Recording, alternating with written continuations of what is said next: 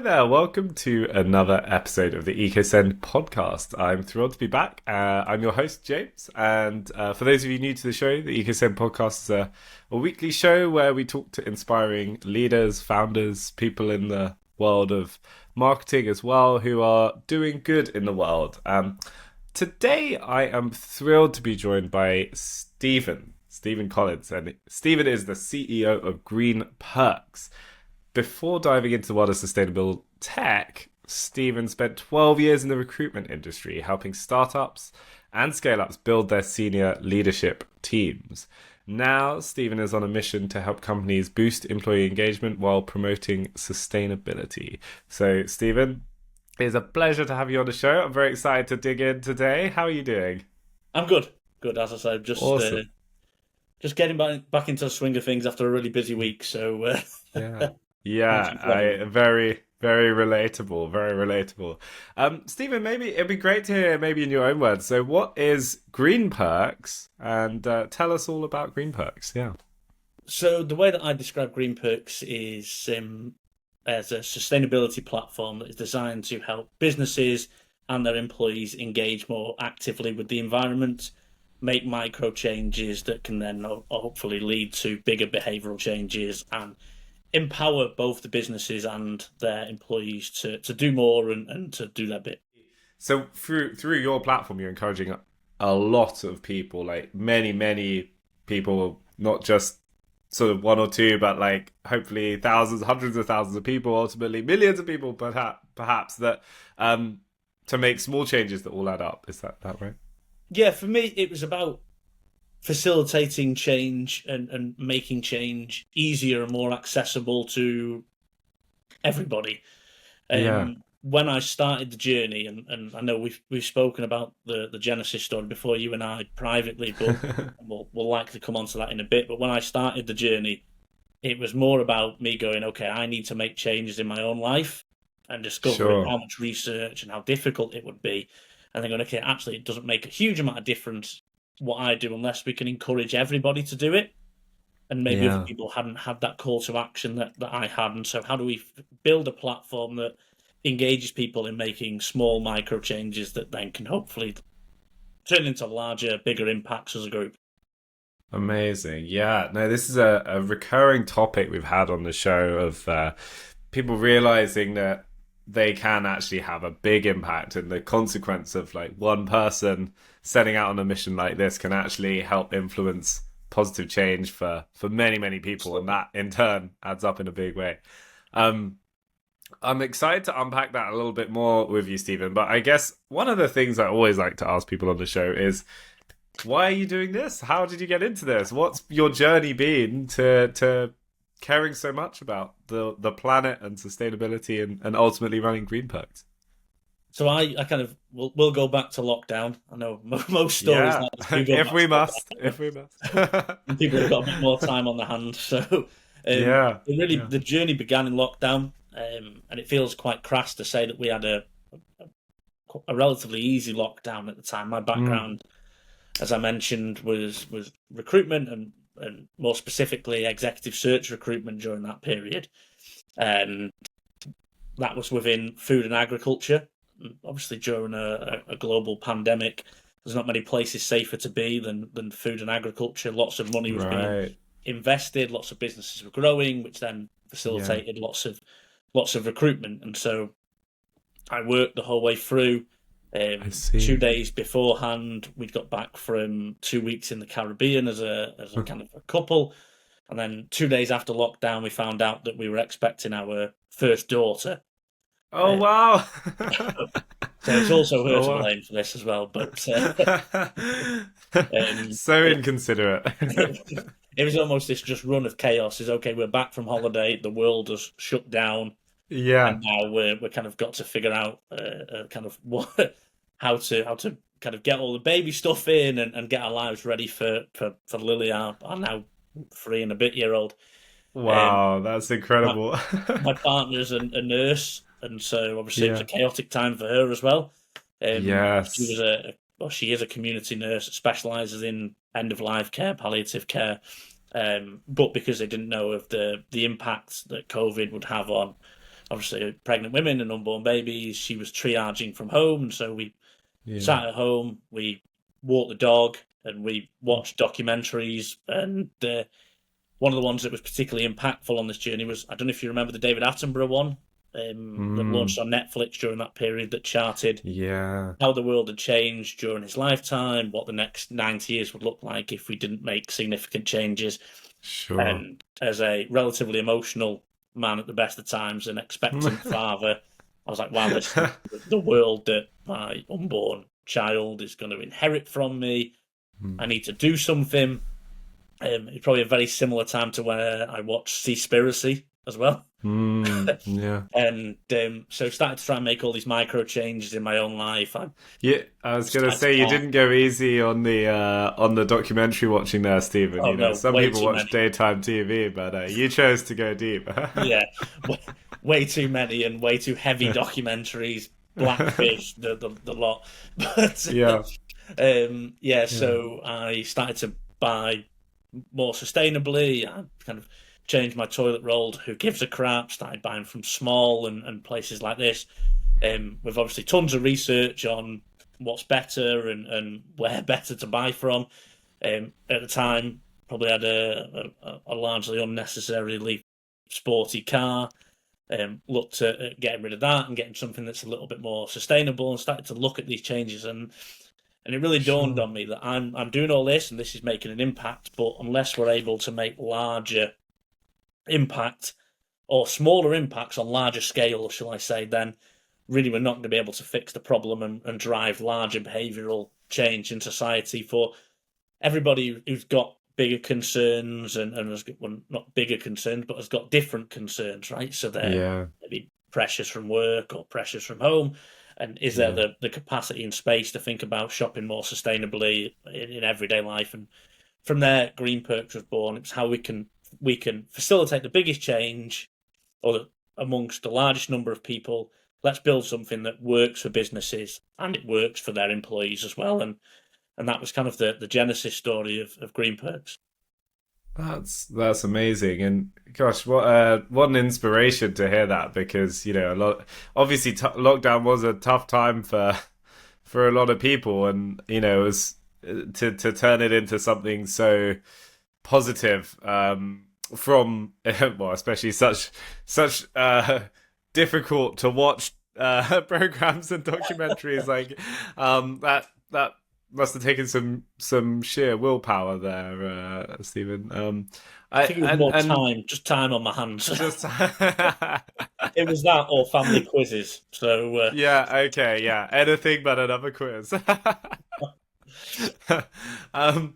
No, that's incredible to hear that the origin story there. And in terms of now then with GreenPerks, I don't know how much it's evolved since day one, but it'd be great to hear a little bit more about how GreenPerks works and how it works both for, say, an employer, because I know there's quite a few founders and people that listen to this podcast who are leading a team, and then also as an employee, like how does it influence your behavior as a team member? Perfect. So if I start with the employer, so the way that we wanted to impact for the employer was, obviously businesses are under pressure at the moment in terms of their ESG goals. We wanted to build something that would facilitate that with the minimum business impact, but having the maximum impact for the environment. And so the way that we do that is we built the platform to be a subscription model. We charge per month per employee, and we take 50% of that subscription cost and we credit it to an environmental impact project in your business's name that's been vetted by us and chosen by you as a business. So, for example, we can do tree planting, we can do carbon offset, we can do direct air capture, we can do biochar, we can do ocean plastic removal, as you and I were talking about before we started recording.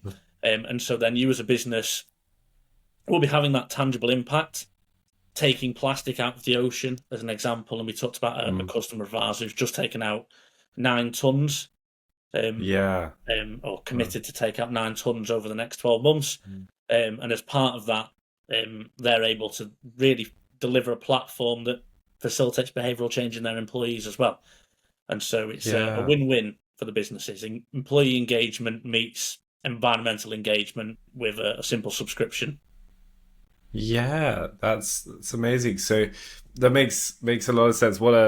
I mean, yeah, what a great thing to be on a team that is part of that. And so as a team leader or an employer, I think that sounds fantastic. And then in terms of the employees, how do they get engaged, or do they get choice over where those funds go, or like how does it influence the employee behavior as well? So there's a number of different ways that it influences the employee. So first off, during the sign-up process for the employees, they will go through a carbon footprint calculator.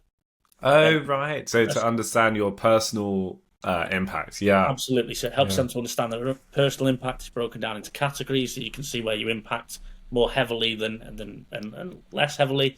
As part of that, then it'll put you into a leaderboard, so you can right, see how right, you rank against your peers in the business.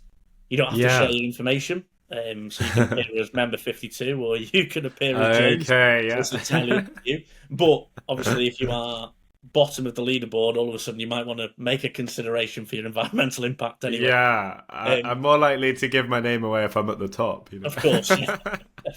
And then there's also rewards for being at the top. You get certificates, you get badges for your LinkedIn, and all kinds of stuff like that Right, right, that we're doing right. at the moment. And then, in its very essence, it's an employee benefits platform. And so then Yeah. the platform has hundreds and hundreds of discounts on ethical and sustainable products. Again, Oh, right. from suppliers vetted by us. So the examples I gave are discounts on toilet roll from Who Gives a Crap, um, products from cleaning products from Small at a discount. Mm, We work with Beer 52, and one of the offers of Beer 52 is a free crate of beers worth, I think it's £30 for the cost of postage of £7. So it's a really good offer. So there's lots of ways that we are trying to facilitate people shopping from more sustainable or ethical businesses at a discount, saving them money. But then we go yeah. one step further than that. Obviously, you buy your beer from Beer 52, we make a commission on that transaction. We Mm, take 50% of that commission and credit it to the impact project chosen by the employer, but in your mm, individual name. So, as an employee, you will be able to sure. see I've saved X money by shopping on GreenPerks, and that has translated into an environmental impact of X amount of plastic being removed from the ocean or X amount of trees Incredible. planted, which then actually moves you up and down the leaderboard based on your purchasing habits as Right, well, and right. how Yeah. carbon you're saving. Alongside that, then we also have some carbon literacy stuff, environmental literacy, newsletters, stuff like that going out. We help businesses Mm, engage with community projects where you can book to go and spend a day cleaning litter or on the beach or planting trees in on the Cornwallian coast or whatever you choose. So we're helping businesses engage passively and proactively with the environment. yeah. And then as a Yeah. final piece, as part of that subscription that the employers are making, you can choose to gift that, and we'll use plastic removal as the example. You can choose to keep that for your business.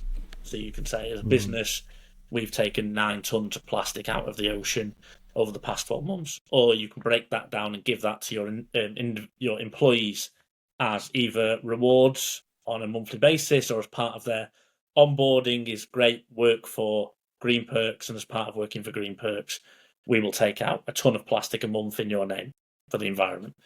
So there's a ton of ways that we're trying to facilitate those micro changes. yeah. There's so much to unpack there, Stephen. That's such a fantastic summary, though, and far more expansive and a bigger surface area than I realized. And I mean, for a start, perhaps the pitch could just be save the environment, get free beer, and then like who knows how that would go down like That's my that. I pitch mean, most of the time, to be fair. yeah, you had me at free beer. But I mean that's fantastic, and I think just at a high level there though, it's such an interesting thing, and I've had this conversation with quite a few people over the years of like everyone. Well, almost everyone feels somewhat motivated to do something to help on the climate and environmental impact. So many people feel very enthusiastic, and you know, when you talk to someone and ask them if they care about the planet, often you hear a yes, yeah, of course I do. Yeah. But I think there's often so much friction and so much uncertainty about how to actually take action, whether you're doing the right thing, where do you even start? And so a platform like this, when I think there's so many aspects where, like, as an employee being onboarded into a company, it's almost like it's kind of part of that process, which makes it much easier kind of access point to start doing some good, and then to know that you've vetted these suppliers and providers and have been you know, kind of approved these products and offerings, I think is another big step to reassure people. But then also I think the sort of stuff around the day, you know, like a litter picking day, things like that. I know for us as a team, like, wanting to do that is one thing, but actually doing it is a whole other area. And so to reduce that friction, make that easier, is, I think, a hugely, you know, it's a hugely important part of the whole process. So yeah, kudos on making that easier for everyone. So there's been a couple of moments that have been transformative, I guess, for me as the founder, and my CTO Matt probably is constantly on edge with when I'll come up with a new idea, I think. But there's a couple of moments. So one of them was I read a book called Alchemy. I don't know if you've read it, but it's about kind of excellence in marketing and branding.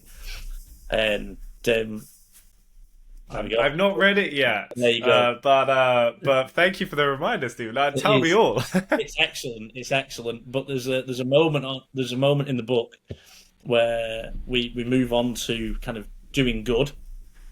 And he's talking about tax, and he's saying people would be prepared to pay actually more tax if you gave them the option to choose where they want that money to go. And so, for example, would you pay an extra 1% in tax if you could choose where that 1% landed, and for example, the NHS, etc. And as part of that conversation, he was saying that if you take climate change as an example, and he said climate change, it's consistently delivered by scientists. The problem is that it would be very differently received by people if it was delivered by marketeers. And that really struck a chord with me. And then I was on a call with UK for Good, and we were talking about different ways that we can make an impact. And one of the things that was said is that, and at the time, we didn't offer the plastic, we didn't offer the kind of direct air capture and things like that. And one of the things that was said was, okay, well, we can basically offset our way out of this problem. It needs to be behavioural change. And that really resonated with me, because it was long before we'd launched the product. It was long before we were kind of really a business. It was just an idea at that point. But it really set me on a journey of, okay, let's find as many different ways that we can facilitate these micro changes and make these behaviours more simplistic and easier and more beneficial, quite frankly, for people who are under pressure. Maybe their car's broke, maybe they've had a row at home in the morning, maybe they've got two kids that constantly hang off them and pop their heads into meetings. If you can imagine that. But and so it's how we can facilitate change and make it easier when life is already quite hard. And that's what we're about, really. That really resonates so strongly on my side as well, Stephen, because, you know, I remember a while ago being at an event, and there was this sort of high level topic of nature doesn't have a marketing budget, and that sort of very much relating to what you were saying there around the climate side of things is often delivered by scientists, and whereas you look at so many huge brands that are perhaps not doing as much as they could for the environment, that are extremely sophisticated and effective with their marketing efforts. And yeah, to level up the playing field a little bit feels like a something hopefully more and more of us can contribute to. It's yeah, very, very cool to hear. I know that there were a couple of other topics you were keen to discuss, Stephen. So you mentioned your co-founder there. So obviously this is a journey that is involving multiple people, and anyone building a business knows how hard it can be to form a team and bring people along with your cause. So yeah, tell me all about how you work with your co-founder, maybe how that came to be. Be lovely to hear that story. So it was an incredibly fortuitous meeting, I would say. So he and I played football, or still do play football, in the same seven-a-side league on a Monday. Oh, brilliant! And yeah, we'd been on opposite teams for the whole time I'd known him, and we'd kind of passed, and it was like, all right, mate, and such. He'd probably kicked me a few times on the football pitch, which now I'm sure he wishes he could do now. But I kind of had the idea. I was talking about the idea to a friend of mine who played on the same team as him, and he went, "Oh, you should speak to Matt. Matt works in investment." I have the idea, but I have no capability to build it. Right, I'm not a software engineer. I don't have that ability, so I need to raise funds to be able to build this. And so met with Matt. He was like, "Great, I want in. I'm really interested. I think it's a really good idea. How about I just build it for you?" And I said, "Well, I thought you worked in investment." And he was like, "No, I'm chief technology officer of an online retail business that had a 30% market share in the UK in their sector." And so I was like, "Well, this is an incredibly fortuitous meeting," and from there it's been strength to strength, really. And he's been an enormous asset in terms of what we've been able to do. And I promised I would give him a shout out, because we'd be nowhere near where we are now without his incredible kind of technical capability, if nothing else. And it's really good, because I think it's a really interesting point, because we are so contrasting as people in terms of our personalities, in terms of our skill sets, but they actually offset each other really nicely. I always say that I'm kind of the accelerator of a car, and he's the brake, in that without it, it doesn't go anywhere, or it crashes into a wall, right? But I think I'm constantly at 100 mile an hour, and he's constantly going, hold on, let's check the boxes as we go. So it's, I think it's a really nice balance for us as well. That's like, I just hope you got a steering wheel as well, Stephen. That's all. Yeah, we've got a steering wheel. Yeah. A couple of seats as well, which is nice. Lovely.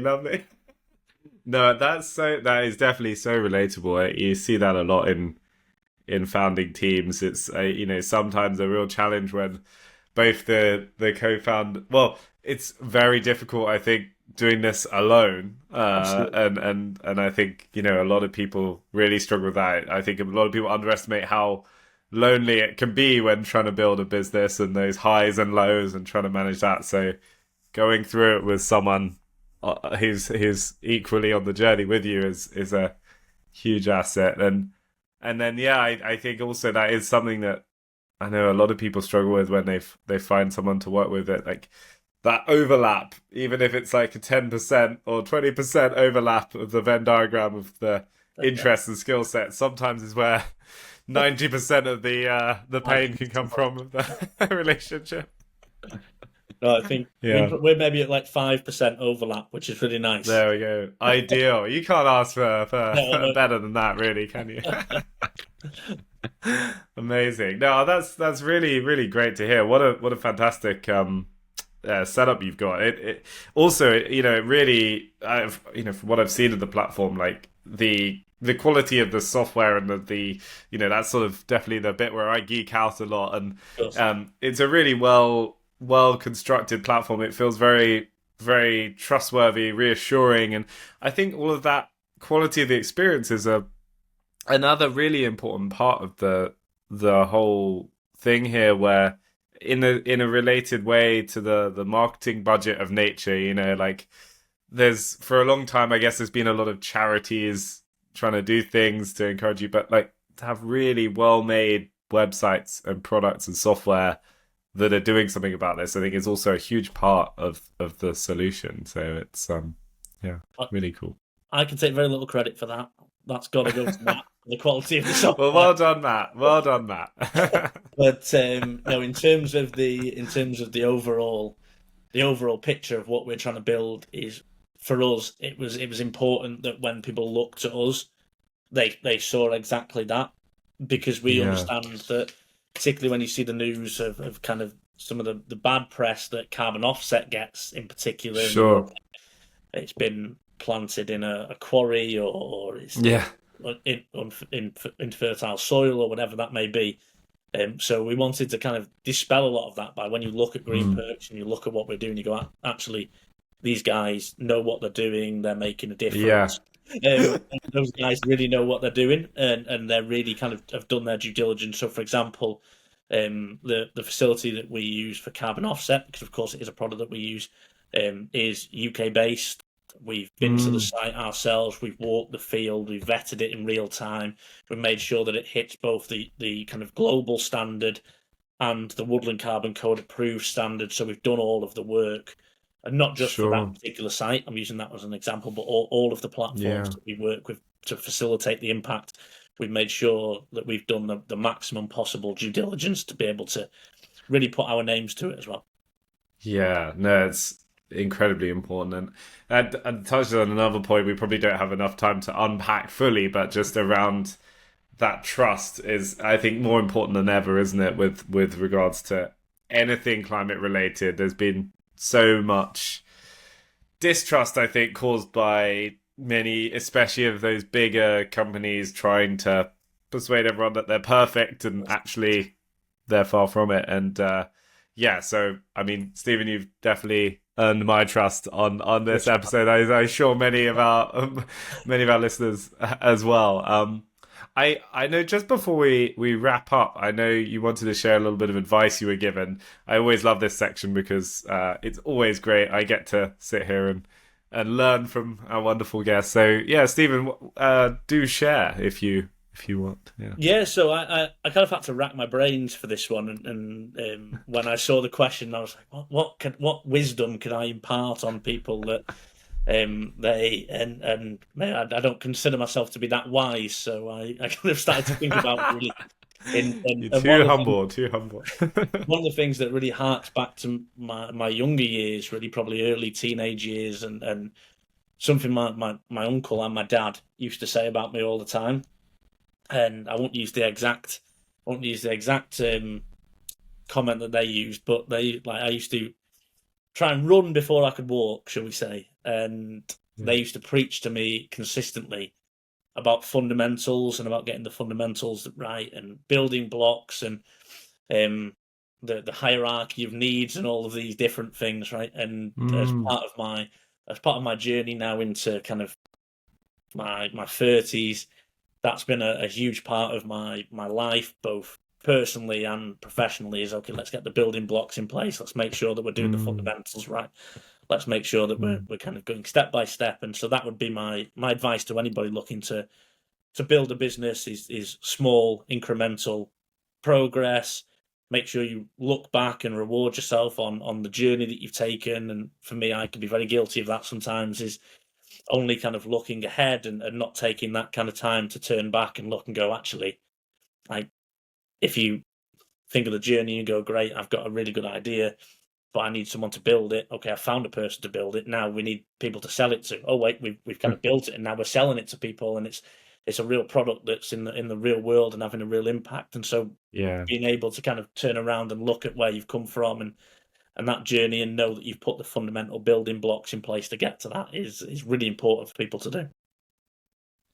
What a wonderful way to wrap up, Stephen. Thank you for that. And yeah, absolutely. No, I hope you are very proud of what you've already created, and I know this is both an incredible journey you've already been on, but also in some ways still just the start of. I'm sure we're going to be seeing a lot more of GreenPerks very soon, and I'm excited for the future. So thank you so much for sharing your story today, Stephen. It's been a real honour. I appreciate that, and thank you very much for having me on and obviously welcoming me and making me feel comfortable. Although I wish I would have shut the blinds before we started. Look at that! Yeah, look at that sunshine you got. We can't complain. No, fully Cheshire. Thank you, Stephen. And also, if anyone wants to check out more, we'll put in the show notes links to Stephen on LinkedIn, but also GreenPerks itself, the website, and it's at greenperks.io, I believe. Yes. So So please do go check that out if you're running a business and you're curious. Like I'm sure Stephen would welcome you with open arms to check out the platform. So thank you again, Stephen. It's been a pleasure today. Perfect. Thank you very much, James. Thank you. And thank you for listening or watching today, everyone. If you've enjoyed today's show, you know what to do. Please do give it a thumbs up or a 5 stars, or share it with friends, colleagues, whoever might find it interesting. It's always such a pleasure to see stories like Stephen's be spread further and further afield. So please do help with that if you can. And thank you for listening and watching, and we'll catch you next time.